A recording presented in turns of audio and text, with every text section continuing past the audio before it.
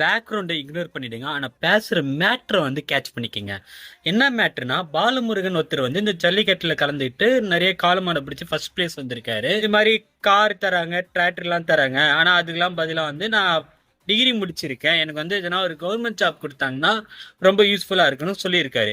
அந்த நியூஸ் டெம்ப்ளெட்லயும் அதுக்கப்புறம் சோசியல் மீடியாலையும் போட்டு காலையில் அடிக்கிட்டா வந்து கவர்மெண்ட் வேலை கொடுத்துடணுமா, எக்ஸாம் காம்படிட்டிவ் எக்ஸாம்லாம் படிக்கிறவனுக்கு என்ன மாதிரி அதுவும் கேட்டுட்டு இருக்கீங்க. நான் கேட்கிறேன், அப்புறம் என்ன மசத்துக்குற உட்காந்து ஜல்லிக்கட்டுக்கு அப்படி உட்காந்து போராட்டம் பண்ணீங்க? தமிழர்களோட பண்பாடு காலை அடுக்கிறது தான் வீரம். இப்ப அந்த பண்பாடு காக்குறதுக்கு ஒருத்தன் வந்து நின்னு காலை அடுக்குனா அவனை கலாய்ச்சிட்டு இருக்கீங்க. அந்த பாலமுருகன்ற இளைஞர் வந்து சும்மா கேட்கல, வேற நான் காலை அடிக்கிட்ட மட்டும் கேட்கல, நான் படிச்சிருக்கேன், அந்த ஒரு படிப்புக்கு ஒரு மரியாதை கொடுங்க தான் கேட்டிருக்காரு.